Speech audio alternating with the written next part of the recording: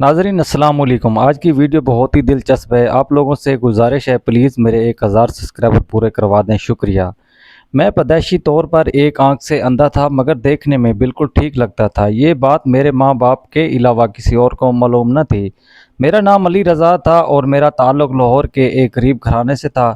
میرے ابو سائیکل مرمت کا کام کرتے تھے اور امی گھر میں کڑھائی کرتی تھی۔ میں اسکول جاتا تھا مگر میں دوسرے بچوں میں میرا مذاق اڑاتے تھے کہ میں غریب گھرانے سے ہوں اور میرا کچھ نہیں بن سکتا۔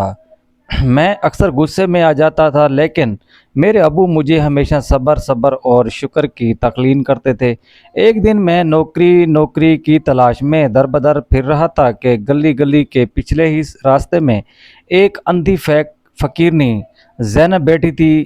اس نے مجھے آواز دی اور کہا کہ تمہاری دولت تمہارے پیچھے چل رہی ہے۔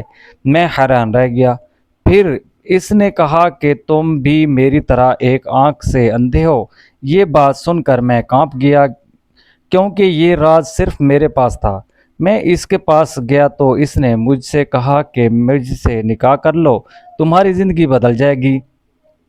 میں نے لالچ میں آ کر سوچا کہ اگر فائدہ ہوا تو ٹھیک ہے ورنہ چھوڑ دوں گا، اور میں نے نکاح کر لیا۔ جب میں نے اسے گھر لے آیا تو اس سے ایک پرانے کمرے میں بٹھا دیا، لیکن جب واپس گیا تو وہ غائب ہو چکی تھی، اور وہاں ایک عجیب سی حقیقت سامنے آئی کہ وہ فقیرنی نہیں بلکہ ایک خاص آزمائش تھی۔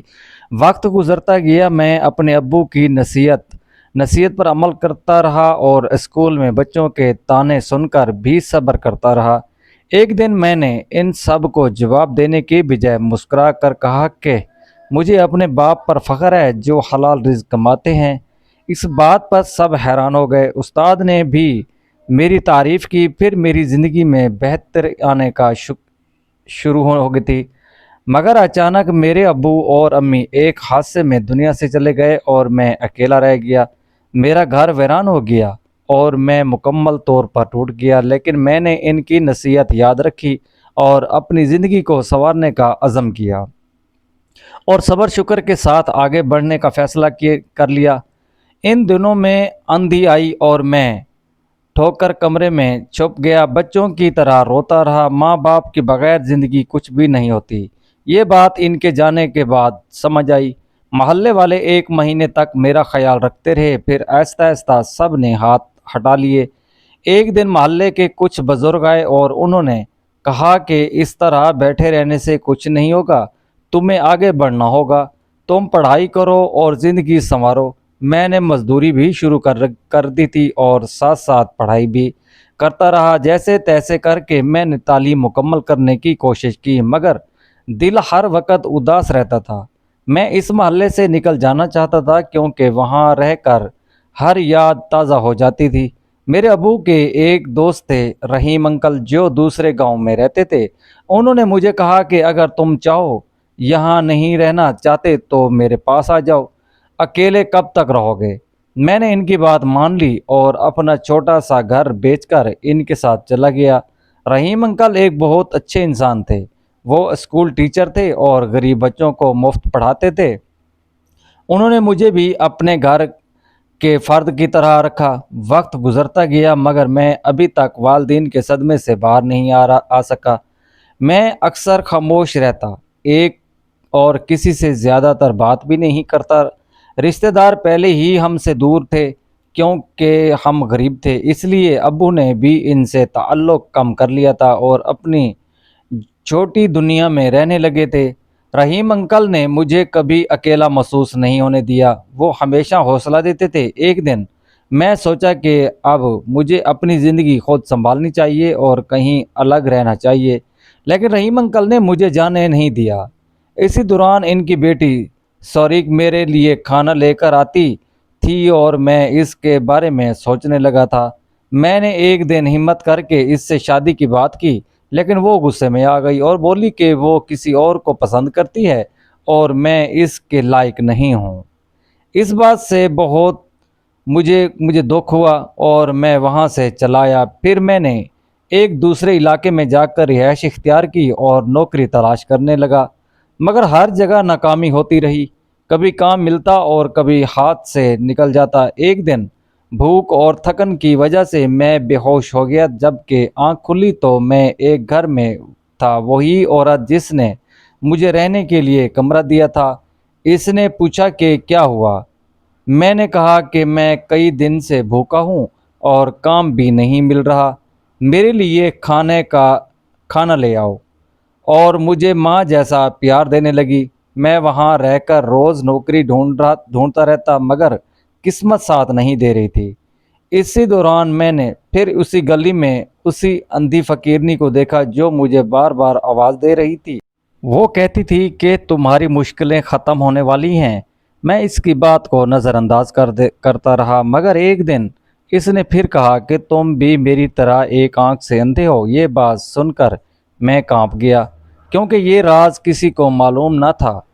میں اس کے پاس گیا اور اس کے قدموں میں گر گیا۔ وہ بولی کہ مجھ سے نکاح کر لو، تمہاری زندگی بدل جائے گی۔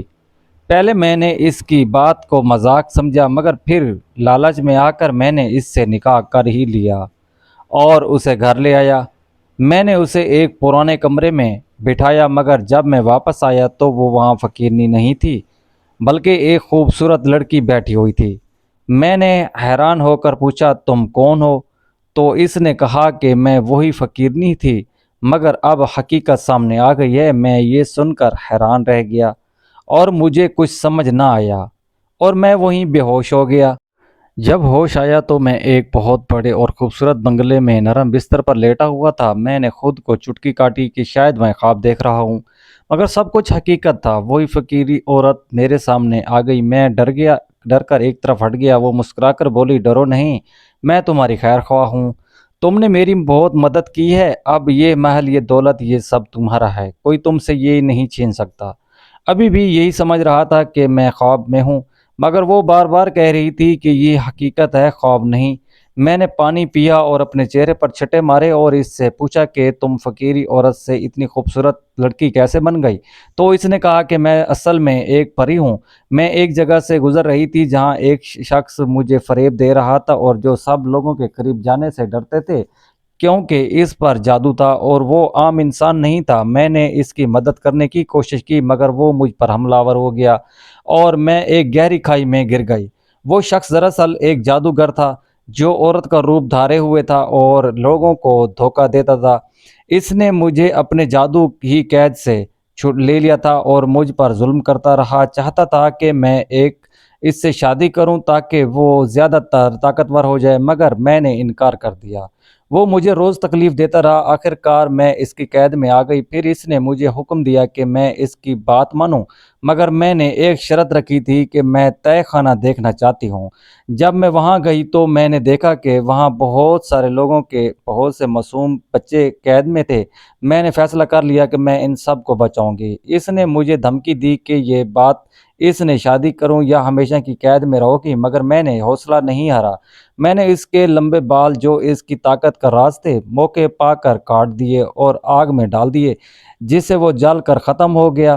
مگر مرتے وقت اس نے بد دعا دی کہ پھر اس نے ایک بوڑھی اندھی فقیری عورت بن کر میں بوڑھی عورت بن جاؤں اور کوئی ٹھیک نہ کر سکے، اس لیے میں واقعی فقیر بن گئی تھی اور میری بینائی بھی چلی گئی تھی۔ سالوں تک اس حال میں بھیک مانگ رہی تھی۔ ایک دن ایک پری نے مجھ پر بتایا کہ میری نجات صرف اس انسان سے ممکن ہے جو ایک آنکھ سے اندھا ہو اور مختصر ہو، اور تم نے نکاح کر کے میں آزاد ہو گئی۔ یہ دولت بھی تمہاری ہے اور تم ایک نیک انسان ہو، اس کا صحیح استعمال کرنا۔ یہ سب کہہ کر وہ پری غائب ہو گئی اور مجھے لگا جیسے میں ابھی بھی خواب میں ہوں، مگر یہ سب حقیقت تھی۔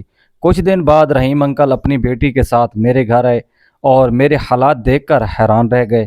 ان کی بیٹی نے مجھ سے معافی مانگی اور شادی کے لیے ہاں کر دی، مگر میں جان چکا تھا کہ وہ صرف دولت کی وجہ سے بدل گئی ہے، اس لیے میں نے انکار کر دیا۔ پھر ایک دن